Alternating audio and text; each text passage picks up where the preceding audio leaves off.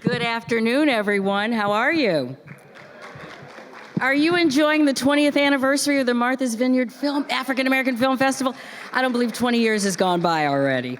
And thank you to the Rances for doing this. We got a great conversation. I'm not going to talk very long here to bring everybody out. First of all, I'd like to bring in to sit down for this conversation Mr. Morial, who is a former mayor of New Orleans and a longtime friend of course, our special guest, Reverend Al Sharpton. Come on out. There you go. Either side. And coming out right now, I think he is ready. The one and only, you're going to truly, anyone who has been born in the last even 20 years will know and understand a lot of what you're about to see with Loudmouth. It is an extraordinary piece of work. About an extraordinary man that we all know. Not everybody loves him, but he's so important, and all of us in here, we know, love him. Please welcome the one and only, the Reverend Al Sharpton.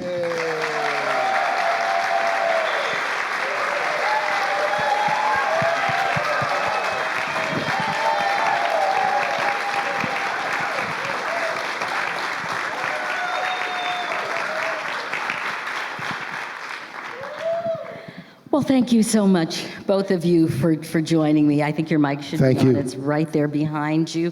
Just to get this started, the two of you have been friends for a very, very long time.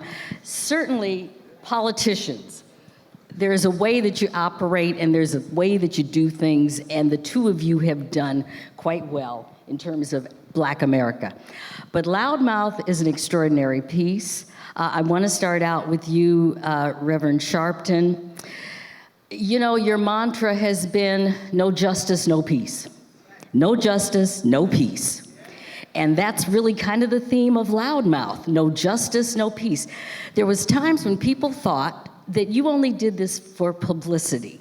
They didn't understand. What was your real reason behind all of those years of the 70s, the 80s, the 90s, and now in the 2000s? Well, I think that, and I was surprised that it was captured in the film when John Legend and Kadar Massenburg said they wanted to do this film. It's not a bio, it's to talk about 2 points in history. In the 80s, when we started getting known cases, and then till now, and how the media tried to kill us, and then they turned around dealing with us. And what happened, a lot of people don't understand, they romanticize the movement in the South. But in the North, they tried to act like everything was fine. And what I was trying to do is expose what was going on in the North to lead to change. And when they say all I wanted was publicity, they're right. Because no one ever came to me to keep a secret. Right. Everybody came because they wanted us to blow it up and make it an issue. And so they said they wanted to get a director, a white director, who was a young guy, had his own feelings, because they wanted him to tell the story so the whites would say, wait a minute, what they were saying in the 80s maybe ended up in the 21st century that y'all understood, but we took a lot of knocks. And one of the things that when Trudy Grant, who is here with me, is one of my, she brought her fan club with us. She's one of our able people leading the National Action Network. When she told me that Marc was going to be here, that was sort of like, because Marc and I have worked hand in glove for the last couple of decades. But the other reason is that when Marc first came to, well, first of all, when we did the first Essence Festival in New Orleans, he was the mayor. He brought it there. Right. Yeah. And that's right. We were a lot more controversial, and Marc never shied away from having an open relationship with us. And then as time went on, he came to New York, led the Urban League now for almost 2 decades, and he and I worked hand in glove because we all understand there are different lanes for everybody. Everybody doesn't do the same thing, and neither do those we're fighting. You have Ted Cruz and Donald Trump and McConnell at the same time. So why does black leadership have to have one style? Right. No, it's very In the 60s, in the 60s, we had Dr. King, we had Roy Wilkins, we had Whitney Young, we had Thurgood Marshall in the courts, we had Adam Clayton Powell in Congress, we had Shirley Chisholm in Congress, all at the same time. How do we get to the 21st century and only one Negro can talk at a time? Thank you. So that's why I think that it is good that we are together. He grew up in the South, and his father was mayor before him, and they had to fight Southern racism, and I fought Northern racism, and we met somewhere in the middle and been battling together ever since. I was just going to ask you, Marc, being in the South, which, you know, everybody, like Reverend Al said, I grew up in the North. I was in Boston. In fact, when a lot of this stuff was happening, and you know, Boston had a lot of issues, same issues as in New York. But how would you kind of compare, if that's a good word, what was going on in New Orleans and in the South at the same time that all of this stuff was happening up in New York? Well, first of all, it's great to be here, Rev. Congratulations on the documentary, and again, a great appreciation to the Martha's Vineyard African American Film Fest team. Let's give them another big round of applause. They doing a hell of a job. This is the point. Reverend Sharpton put his hands on it. The narrative of the 20th century was that the South was backwards, the South was segregated, and that the North was the promised land, that there was no racism in the North. Indeed, our people, when we left the South in the early 20th century, the late 1800s, when Reconstruction was killed by Plessy v. Ferguson and the Ku Klux Klan, came north looking for opportunity and found a different form of discrimination and racism. And I think in the 1970s and the 1980s, urban communities, whether it was New York or New Orleans or Atlanta, had similar features when it came to how racism manifested itself. Number one, police misconduct, corruption, and brutality. Number two, economic exclusion, residential segregation, if you will, separate but unequal schools in the North as well as in the South. And I think that what Reverend Sharpton, I think, sits with two traditions. So one tradition that he embraces, which I think is powerful, is the tradition of Martin Luther King, and the tradition of the activist preacher who uses nonviolent resistance in furtherance of the cause. But Reverend Sharpton also channels Marcus Garvey. He also channels Adam Clayton Powell. He also channels Malcolm X, because in many respects, it was the racism of the North, which Garvey and Adam Powell and Malcolm defined as being as pernicious and as derogatory and as repressive as racism in the South, if you will. So I think the Reverend Sharpton channels those traditions, and in many respects, created with a base in New York, the idea and the notion that even a place like New York, which is always elevated as the largest, the leading city, a place, a blue state, a blue city, a place of progressivity, still had pernicious, offensive, and oppressive racism.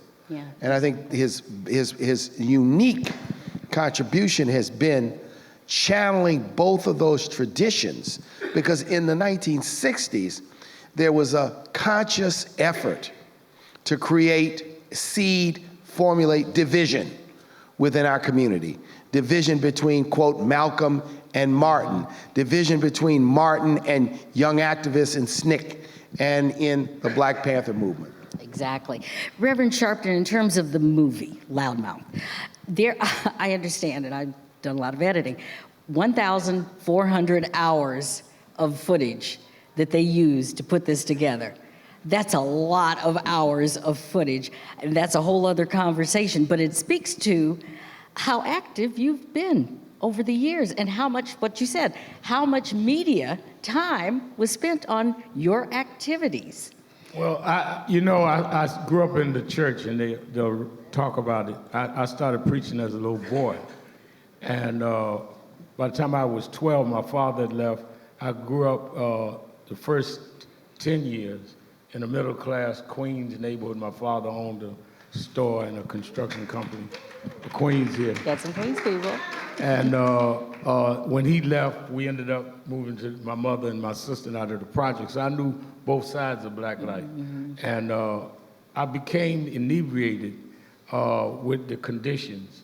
And for whatever reason, I would watch the news a lot because the kids would laugh at us that I didn't know what gangs was because I grew up in Queens, in Hollis. We didn't have that. In the church, I didn't grow up in the streets, I grew up in the church preaching. And I fell in love with this image of Adam Clayton Powell. And my mother got nervous saying, he's watching these politicians, he's gonna get into politics, he's gonna stop preaching. I wasn't but 12 years old. And she brought me to Reverend Jones, who's in the film, and he and Reverend Jesse Jackson took me under their wing and nurtured me. So I've been in the movement since I was 12 years old. I became youth director of Dr. King's organization in New York when I was 13. So I've been literally holding a position in the movement for 50-some years. I'm 67 now, even though I don't look like it. No, you don't. Good black don't crack, baby. I don't know why y'all laughing. I wasn't telling the joke.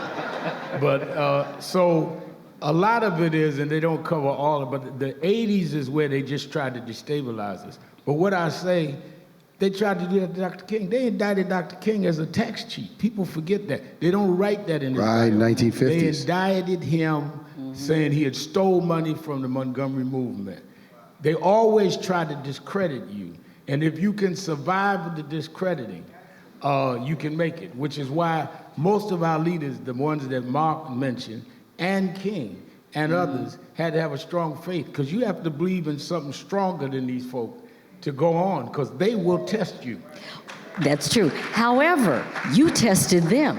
Well, you came up in everybody's face. You'll see, I don't want to give too much of the movie away, but you know, you used legal defense in a very interesting and provocative and useful way. Tell us a little bit about that. I'll give you an example they'll see in the film. They would kill somebody in New York and say it wasn't race. And I remember saying to one of them early in the 80s, it wasn't race, I know what to do. Family called me. I said, we're gonna march in the neighborhood. They came out by the hundreds, calling us the N-word and all. And I remember I was holding arms with the brother of the young man that got killed during the march. And he said, Reverend Howell, you right, look at how they acting. Everybody gonna know this is race now. We can make a mark now. I said, yeah, we live to the end of this march. Because that's how they were. This wasn't just this is in New York with the Broadway lights and Times Square and the Statue of Liberty. And that's what Marc is talking about. So I had to do outrageous things to even get the noise to where they went up. We shut the subways down one night. You had to do drama, which is what King did in the South, to be able to get the attention, which is why I talk about what we do with leadership. When Marc and I and others in the so-called legacy organizations decide what to do, well, part of what I do is try to stir things up. We did, it's in the documentary, we did a big march around George Floyd. 200,000 people came in a pandemic. Marc was about the only traditional leader to show up. Everybody says it's going to be a super spreader, don't do it. And we paid money and took everybody's temperature. We had 200,000 people. But if you hadn't done that, we would have never got this country to deal with the way they dealt with it. Here's the point. Dr. King and Malcolm and others strategically used the media. Right.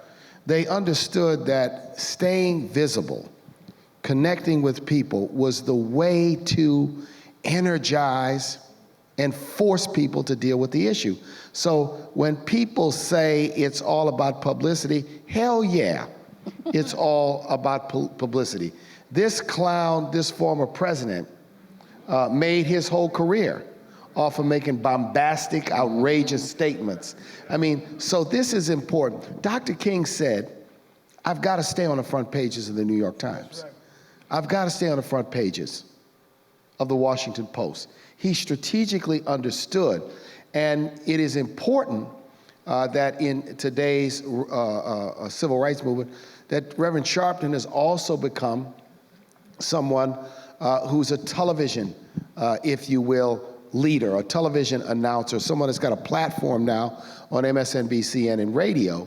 And I often listen to Reverend Sharpton talk about his radio show, because what it does for him, which helps us all, is it gets feedback to hear what people are saying around the country, so we're not tricked by just headlines, that we understand the reality in terms of what's going on. And I wanted to make this point.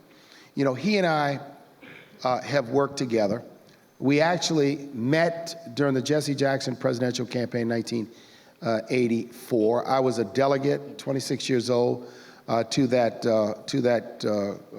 convention in '84, and we supported Jesse. My family supported Jesse early on when it was unpopular to support his candidacy. And as we have evolved, the key thing is, when we look back at the 1960s, one of the powers was that King and Wilkins and John Lewis and Whitney Young and A. Philip Randolph found ways to work together in collaboration with each other to put some ego aside for the better good. And in the same way, we said, we're gonna work together, we're gonna hold our own lanes. I'm at the National Urban League, at the National Action Network, and the 8 organizations that we put together, because we're not gonna allow people to pick and pluck and divide. How many times does some media person, when I first got to New York, call me to disagree with something Reverend Al Sharpton had to say?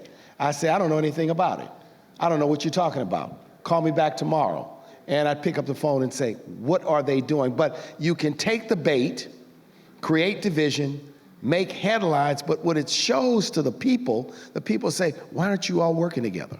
Why isn't there any collaboration? Sometimes people don't realize how close we work together, because sometimes it ain't none of their business, right? We're trying to work together for the greater good, and that means strategically positioning ourselves. So he and I have had a chance to work together. The other thing I want to say about Reverend Sharpton, that a lot of people, you got to work close. Reverend Sharpton has a very shrewd political mind, a very savvy political mind. And I think when I first met him and we started working together, it was one of the things I immediately noticed. He understood New York politics, he understood national politics, he understood pressure points. And sometimes people see the public image, but they don't see the savvy. They don't see the cleverness, they don't see the strategy behind it. And that's one of the things I want you all to know. It may come through in the film or not, but from my perspective, it is part of his genius. And the last thing I'm going to tell you about Reverend Sharpton, this fella has a hell of a sense of humor, right? He'll make you laugh. He's self-deprecating. And sometimes when we're doing tense things. He said deprecating, not defecating. And sometimes when we're working on serious issues, you know, breaking the ice with a little humor is really helpful to keeping us focused. So. And I want to say this, because I know we got to get to the film. I think that also you'll see you evolve. I grew up in public. Yes, you did. And I made mistakes. Yes, you did. But my intent was always there. And I always believed in protecting what we won and what we did. And people talk a lot about, you know, I went from track suits and a medallion to tailored suits. Well, first of all, most of the marches I was doing, you'll see, we going to jail. I wasn't going to wear my good suits to jail. Okay. And I grew up. I started the 80s in the rap era. You know, Spike Lee and all of us, we dressed like that. Mm-hmm. As I got older, you dress older. And so my daughter, who's here, Ashley, who gave a lot of the footage that they used to edit, watched the evolution. But then about 10, 11 years ago, they asked me to host this MSNBC show. And ironically, I started dating a big fashion designer, Aisha McShaw, who's here tonight. So she dressed me up. Right. So God gave me everything at the right time, because I wouldn't have known how to make things coordinate. Exactly. But I got that. So, but the thing that I want to say about protecting is when we got, last night, we were all surprised and happy when President and Mrs. Obama came. And I'll never forget when President Obama went in office, and we worked with him all 8 years. Our job, we felt, was to push but not destroy. And some blacks, Obama ain't doing this, Obama, and nobody did more to transform this country than Barack Obama. Thank you. But he couldn't say that for himself, and he couldn't be the quarterback and the blocker too. So we had to block. Yeah. You got to remember, they were asking this man, was he born here? I know. And I mean, have you ever heard of any president being asked that? So we tried to do offense and defense, and I give him credit. He never closed the door. He was asked 1 million times, why would you go to National Action Network Convention? Why is Sharpton always at the White House?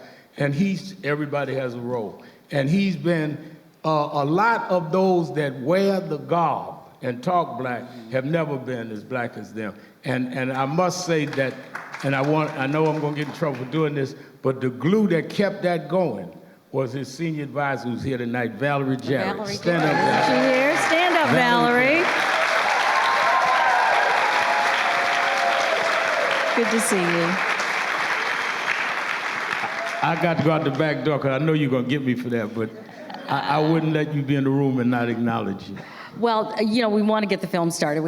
But we do, speaking of image, there were several hairdos that people are going to see over the years with Don't be jealous. We won't even get into that. Well, let me just tell you real actually, quick. where it came from. Yeah, there's a story. I know that story, so tell the story, please. I'm 18 years old. Guy comes up from Augusta, Georgia, wants to go to Columbia, named Teddy. Joins my youth group. We later find out he's James Brown's son. And about 7 months in, he got killed in a car accident. James Brown came to New York. There was a disc jockey there named Hank Spann. And he said, I want to do something in memory of my son. A lot of people was on James because James had been close to Richard Nixon the year before. This is 73, Nixon in 72. And Hank Spann told him, there's this young teenage preacher your son like, why don't you do something for his youth group? Nobody will pick at you, nobody will bother you. I met James Brown. It was like meeting God. He was the hottest thing in the world. He said, son, if you listen to me, da da da da, da da da. And I was about one of 10 people in the world knew what James Brown was saying. And we got close. About 3 years later, he called me and I went down to Augusta. And I said, why don't you help us, you tight with these Republicans, help us get Martin Luther King's birthday or holiday. Get the White House on the phone, tell the secretary. I said, yeah, right. So it was about 11 in the morning, they called. About 3:30, we'd gone to lunch and all that. The White House called back and invited him on King's birthday. Then this is for a photo op to offset the march.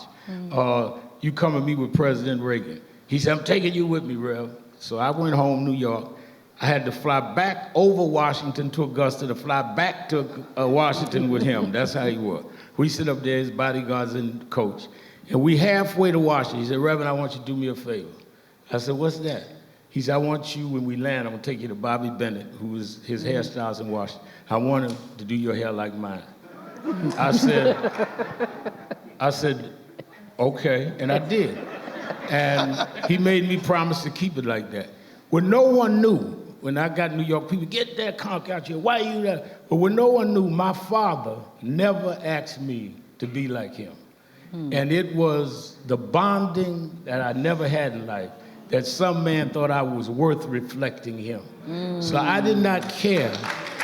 I didn't care whatever ridicule I had. It was sort of like a manifestation of manhood. Every young boy that doesn't have a male image needs a male to embrace their manhood. And that's what James Brown was for me. On that note, ladies and gentlemen, I always still call you Mayor anyway. Yeah. I know you're in New Jersey. I answer to that. I know, okay. Marc Morial. Thank you very much. Reverend Al Sharpton. Thank you. I'm Tanya Hart. Thank you so much. You were truly about to see a wonderful piece of work called Loudmouth, and I think they named it after you. Thank you, everybody. Thank you for doing it. Oh, my pleasure. Thank you. I guess we just leave the stage now. I'm not sure what we're supposed to do, but I think we have to get out of the way because I think we're going to. Thank you, everybody. Enjoy.